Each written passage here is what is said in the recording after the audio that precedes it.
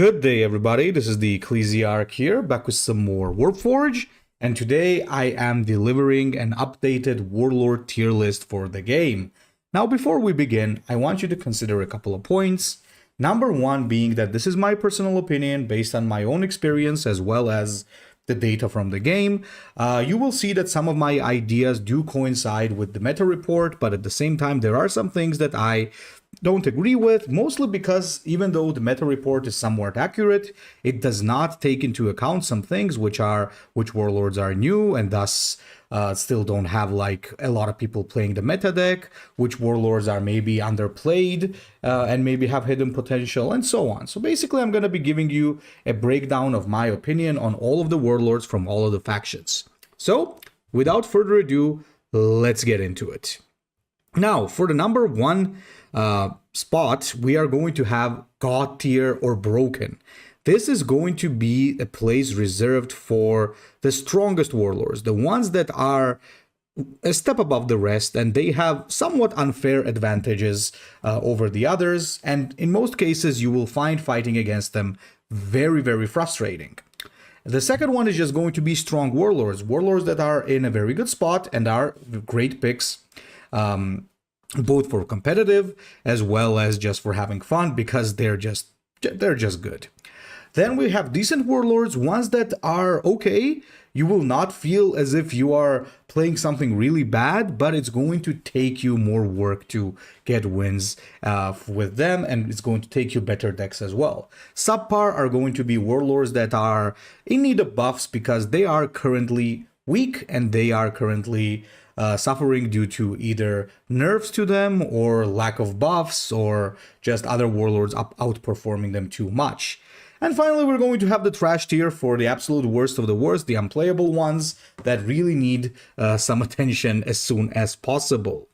So let us now begin, and let us start off with the Ultramarines. Now, Ultramarines, unfortunately, are in a pretty bad spot ever since their previous nerfs, but they have received some buffs to compensate. They did receive a better, the ones that really mattered there are the Angels of Death buff, the buff to Sergeant Tilion, and maybe to the Reavers. Everything else is just flat HP buff, so it's not going to really change much. When it comes to Marneus Calgar, I would put it in the decent tier. A lot of people will disagree. They will say that Calgar is really not that good.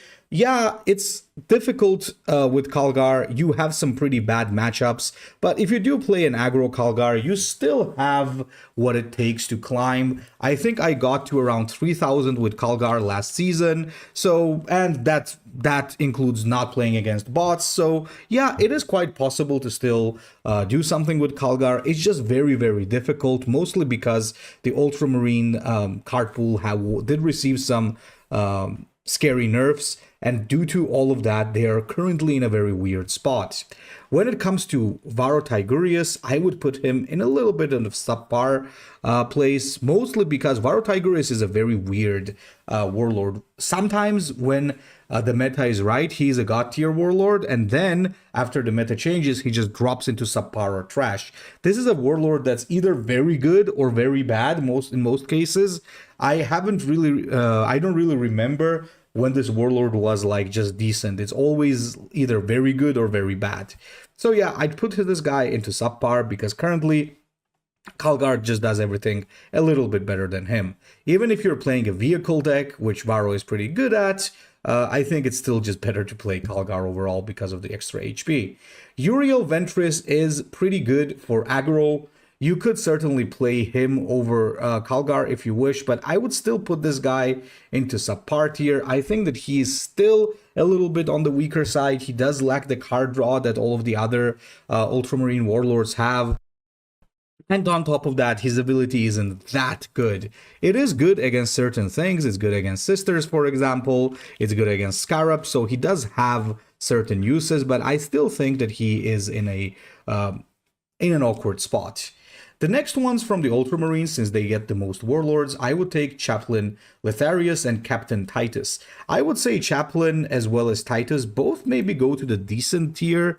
Once again, Chaplain is pretty good for aggro if you're just playing him for a lot of draw, because just like Kalgar, he can draw cards, he can buff, he has a nice strike, so there are some things that he can definitely do. And with Lieutenant Titus, he does have a lot of flexibility. I even think that he is the better pick for a vehicle build, because due to his ability to gain armor and healing, as well as blast, he in general has better survivability than Varro, for example. So I think these three could definitely fall into the category of the decent tier. Once again, you will feel that they are not that strong, but you can still win a lot of games without struggling way too much. So that is my opinion on the Ultramarines. Please feel free to tell me if you disagree. Some things might change if somebody comes up with a crazy deck after all the buffs that they received, but for now, I would put them like this. Now, when it comes to the Eldar, I do think this is a faction that is very often underrated. A lot of people tend to like underrate how strong these warlords are. So I would say Iliac as well as Madrial Galen are gonna go into the strong tier.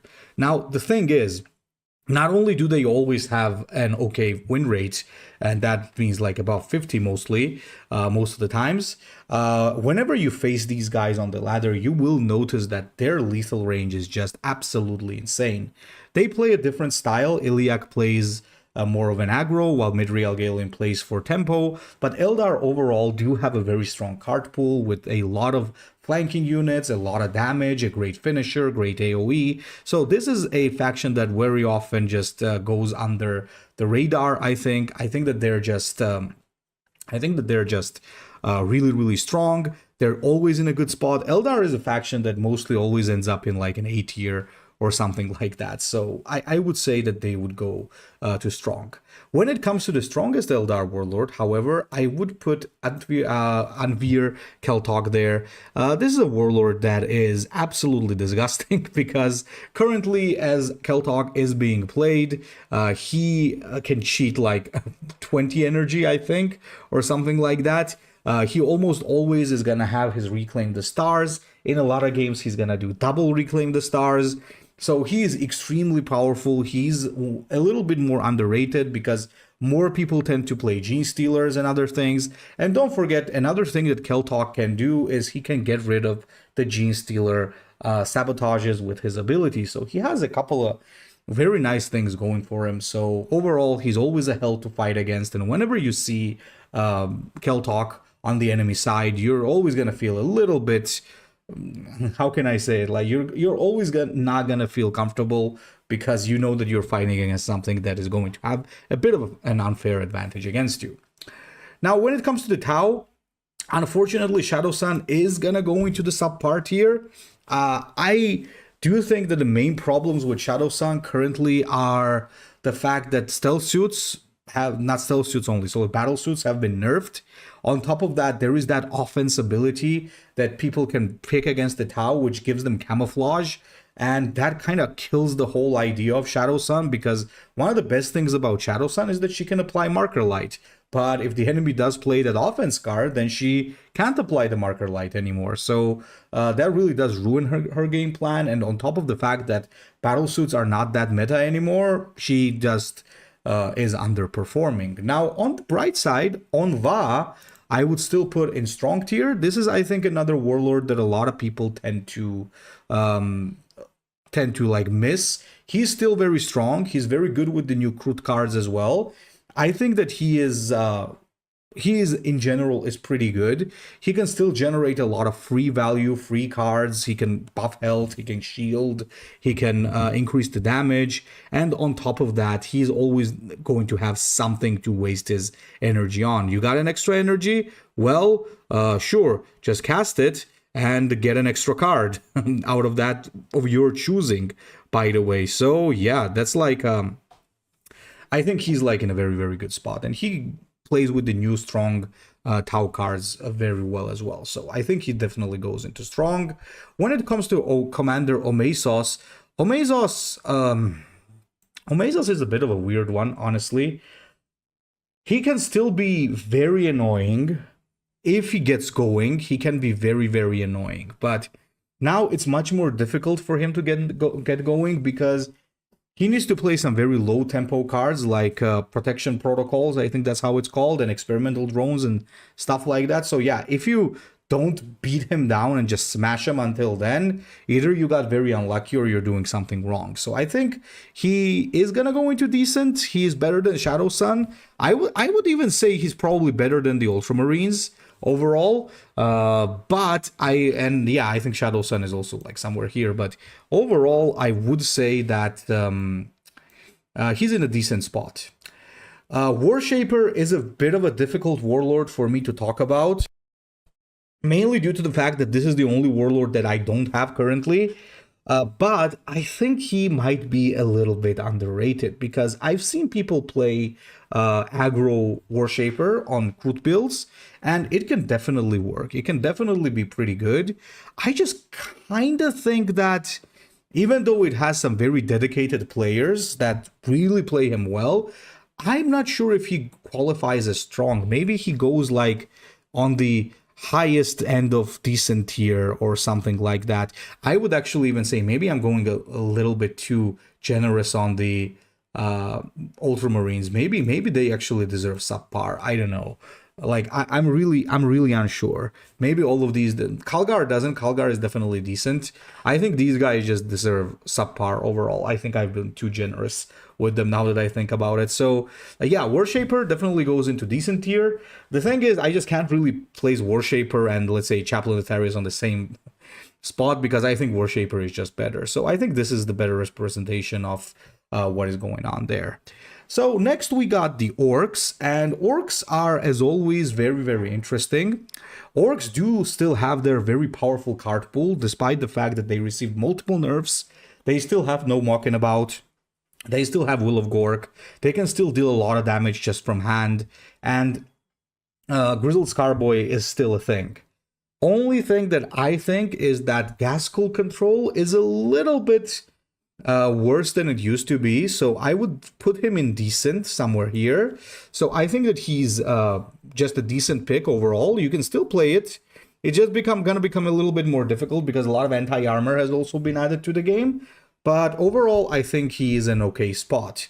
Grok, on the other hand, is definitely going into the strong tier. He's still really good. I think Grok is the go-to Orc Warlord right now, and his win rate also shows, mostly because he has that card draw. He does give plus attack to everything, so his lethal range is also higher. So overall, Grok is good because he doesn't have to play the very slow waiting game, just like Gaskell has to. So he definitely is the strongest Orc Warlord for sure. Now, when it comes to War Boss Gordrang and Boss Zackstruck, honestly speaking, I'm going to be throwing both of them into the trash tier. Now, some of you are going to say that Boss Zackstruck received a good buff. It's not really that good. It's good, but not good enough to pull him out of there, because mostly both of these warlords, Gordrang as well as Boss Zackstruck, they're both like in a very bad spot right now, because just hitting face with the Orcs doesn't really work anymore. A lot of that is also due to how much Vanguard spam is currently going on. Like, you got Nemesor, you got the Imperial army, so it becomes very difficult. And a lot of new warlords just have a better version of their ability. Like, sure, Zackstruck can gain a damage and armor for a turn, but Ramatek can gain armor and damage for the next until the next turn, and he can also target his troops. Sure, it costs one more, but it's just better. Same with, for example, Lord Solar. He can gain a board-wide buff until the next turn. Then you also have the Terror of Vardagast, which is just a better Gordrang. So I think these guys are currently suffering a lot. Gordrang losing his stun really just put him in a terrible spot, but I do understand it had to be done because it was just making Sisters unplayable even further.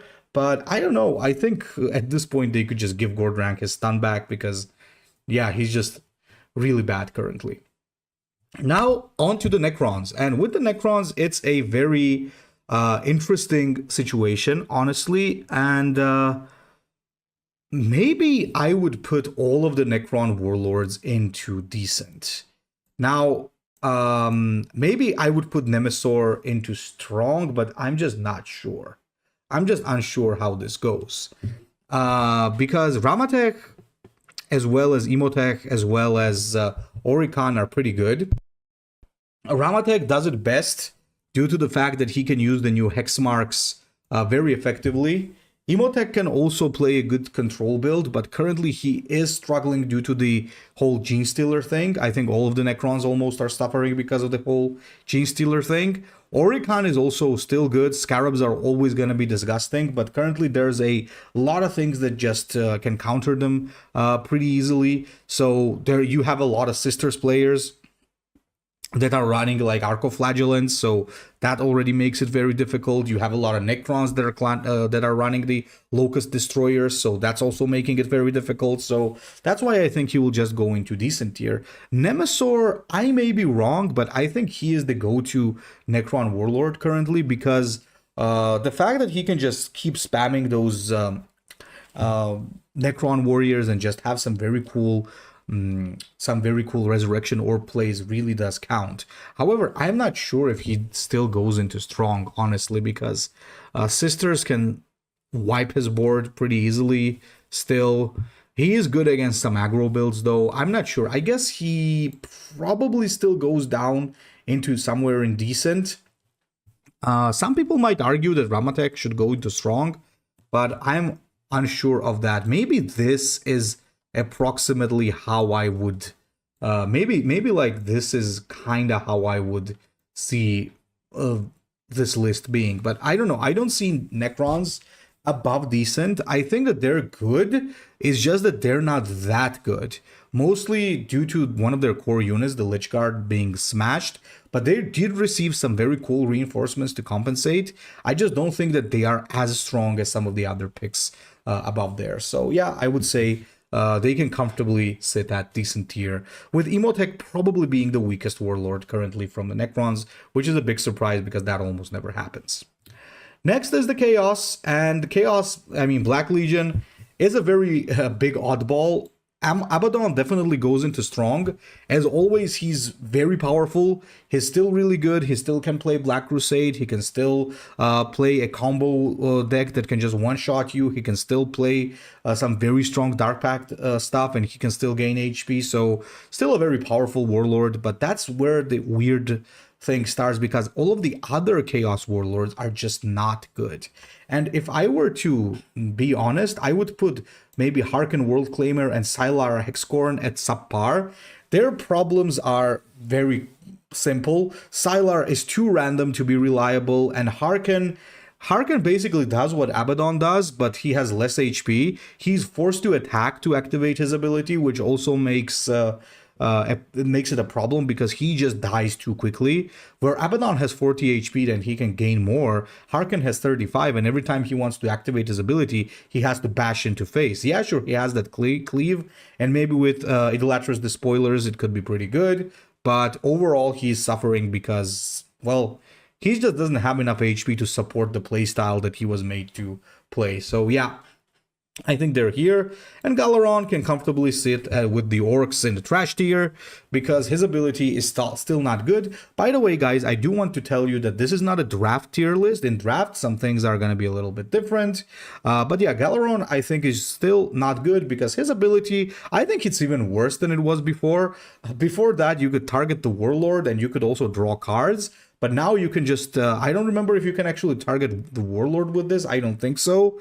You can only target troops now. And when that troop dies, you gain a Dark Pact. And it's so bad because you just target the enemy troop with it. It does give vulnerable too, but then you also have to have a troop on the board in order to benefit with that. So it is overall a not a reliable package. He's still struggling and he definitely needs some changes.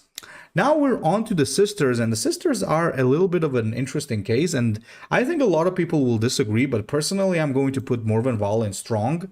I think people are sleeping on Morven Val. I think this is one of the Warlords that just gets overshadowed by the stronger cousin, basically. But she's really, really good because in the current meta, she does quite well. It's good against things like Scarabs, Genestealer Cults. It's good against Junith as well. It's good against Nemesaur spam. So it's good against the guard. So anything that basically spams low units, she is great against because she has penance. She can do a lot of pings. She could do a lot of damage with her penitence, and against the Tyranids even, who are quite strong, she can just do acid rain as long as you have it unlocked, which is not that difficult to unlock, I guess. So yeah, she is definitely in a strong spot and a bit underrated. She just needs to be played as aggro and not control. Junith, however, is definitely sitting at the god tier broken place. I guess she could be the strongest warlord currently, at least one off, because she hasn't been touched in the previous patch. And overall, even though her ability was nerfed in the one before that, just making it 5 faith instead of 4, she's still very powerful because all it takes her is to just gain faith from the relics, and she's just gonna spam the word to infinity, just buff herself with beacons of faith. So she's just a hell to deal with. Nobody likes playing against her because she's just that powerful. The next one is going to be Erica, and unfortunately Erica is going to go into subpar tier. I wouldn't say she's like trash or anything like that. I think she's quite good in a sense that, like, theoretically her ability as well as her free HP is pretty nice. The problem with her, once again, is that she needs to be always buffing a troop, and she depends on that troop surviving in order to gain the benefits of her ability, right? So she just does not, in most cases, is not going to be able to do that, because even with 1 extra HP, most units are still going to get removed, and unless she gets very lucky, she's not going to get going. And her ability at 4 faith, yeah, it's good, but I would argue that Morven Val's and Junith's abilities are just better overall. So yeah, I think currently she is in a subpar spot. That can change in the future, but currently I would say that's where she is going to sit. Next are the Genestealers, and I'm actually going to start from Magus here and put him as well in the god tier broken list tier, because Magus, well, Magus has 2 benefits. Number 1 being that he has an absolutely crazy good card pool with the Genestealers.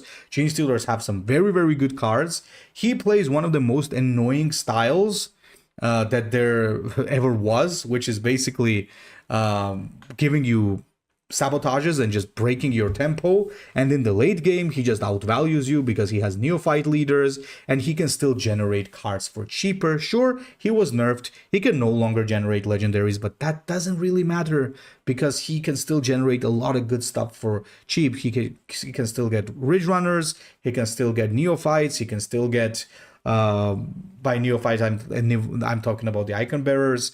He can still gain that crazy card that deals 6 damage whenever you play something. He can still get the imps that basically give flank to everything. So yeah, overall, being able to generate free value for lower cost is always going to be a problem. I think what he needs is perhaps the removal of that cost reduction. I'm not sure, but I could say that he's still probably on the god tier, and I think he is currently the most played warlord. I'm not sure, I don't remember the stats, but this is definitely something I face even more than Junith on the ladder. When it comes to Primus Safa as well as the Icon Ward, it's actually an interesting thing. I think Icon Ward is actually one warlord that is very slept on. Because he's quite powerful. He can definitely play a strong aggro build because his ability to just buff everything as well as heal, another better version of Zaxtruk's ability, by the way, is just very strong. He can deal a lot of damage. He still has the very strong card pool of the Genestealers, so I think that he still deserves that spot where he is. Primus Safa, now, she is an odd one to rate. The way that she used to be played was she used to play for the Infestation, and Infestation was extremely broken. Then it was nerfed, and now it's considered to be a little bit too slow, but she could still do that. And on top of that, she just has a very flexible ability. I'm just not sure if she goes into strong or decent. I would say maybe on top of the decent tier, simply because I think all of these other things are a little bit stronger than her, but I think that she is certainly in a good spot. Now for the King of Kings, the one still running the highest win rate for, I don't know, past couple of seasons. and always under the radar, one of my personal favorites, the Swarmlord. Now, if you ask me, Swarmlord would probably be, if not the best warlord, one of the best warlords for sure. He is just a powerhouse. This guy is insanely strong. He has 3 base attacks, so he can just remove things without wasting energy, unlike the other warlords that rely on pings and other things. So he is extremely strong. He can still one-shot you. He still has extremely powerful cards like the what's it called again? Oh my god. The digestion pool, I think. Yeah, the defense card that makes troops cheaper by 2. He still has like the card that gives HP and armor to everything. He still gets his bloodthirst. The only difference between Swarmlord now and Swarmlord then is that now he actually requires brain cells to play. You gotta actually be very careful with how you use your stuff, and usually when you make even one mistake, you might end up losing. But if you do know how to play Swarmlord really well, it's an extremely difficult opponent to fight. So yeah, I think Swarmlord does deserve the win rate that he has currently. Very powerful warlord, and I think at some point he does need to be looked at because he is pretty strong. Now, when it comes to Neurotrope, I guess he could certainly go into decent, but he could also go into subpar. I'm not sure, honestly. Maybe I just have a soft spot for Neurotrope.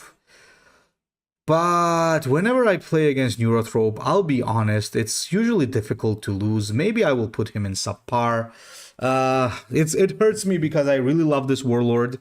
You can certainly get this guy to work. He's still a Tyranid. He can still do some cool stuff, but he just seems to be a weaker version of his cousin, the Swarmlord. I think one of the things that they could do for Neurotrope, a lot of people actually suggested this as well, maybe give him a Synapse himself. That would be pretty interesting to have a Synapse Warlord, but then you would have to balance the Norn emissaries around that so that they are not played way too cheap and way too soon. So yeah, I think Neurotrope, one way or another, is going to need a little bit of love because currently he is a little bit subpar. Tervigon, on the other hand, is strong. Tervigon is one of the warlords that goes under the radar as well, mostly because people, I think, don't know just how to play it. It's a very, very strong warlord, but once again, I think it's difficult to play because you need to make some correct decisions and you need to use your troops very wisely. It's just that I think a lot of people don't know how to do that, but whenever I face a Tervigon who knows what he's doing, it's usually very difficult. I think it's a warlord that really, really is underrated. And once again, I think it requires more attention from the player base. Terror of Vardengast, I think, can sit with Neurotrope. He has a good ability. He's the better boss Zackstruck, I guess, and better Gordrank, but still not that good because compared to Swarmlord and compared to Tervigon, it's usually not that great. It's not consistent. It's just dependent on pulling a very good combo in the early game. You could do some crazy good stuff with him, but once again, it's not too reliable. So I would say he goes into subpar. When it comes to the Imperial Guard, the newcomers, well, they are doing quite well. I would say Ursula is going to be the God tier warlord, number 5. She has the same issue as Magus. Yeah, they nerfed her and now she can't generate legendaries, which is good because nobody liked playing against multiple nuclear warheads as well as multiple KDS stands. But it's also a hidden buff to her as well, just like to Magus, because now she can get full throttle more often. She can get like stuff like the stun more often. She can get some very good common, rare, and epic tactics way more often. And full throttle is probably the biggest offender there because nobody wants to play against a Liman Russ at energy 5 or a Chimera at energy 4, or even worse, if she has double full throttle, then you're going to be in trouble. So I think the reason why Ursula didn't have a higher win rate in the legendary is because she was new and not a lot of people had picked her up. But I think that she's in a very good spot. Lord Solar can definitely go into strong. I think that he is a very strong warlord. At first, everybody thought that he was weak, including myself, but then again, he's not, because that plus 5 HP, a very cool board-wide buff, and the duty to deal free 3 damage once to swing tempo is really good. He's very nice to build on a late game-ish type of build with heavy vehicles, with some infantry as well. So a pretty good Warlord overall, and very nice package as well. When it comes to Commissar Denkler, he did receive an HP buff, which is a big deal. Plus 5 HP is good. But I think he might still suffer from the same issues that he had, mainly due to the fact that his ability, even though good, isn't really that good, because most of the best duty abilities come from vehicles, not infantry, and he only gives flank to infantry. Maybe with the exception of Flamer, for example. He does have some cool stuff, like he could play an Astropath quickly and so on. I guess with the plus 5 HP, he could qualify as decent, maybe, but he definitely used to be grazing the subpar trash tier, so I think I'm gonna play it safe and put this guy in subpar still currently, but we will see how the meta goes. But currently, I would say this guy could certainly be in the subpar tier at least. Well, guys, this is my take on the tier list. Please comment what you agree or disagree with, and I'll be seeing you in the next video. Ecclesiarch out.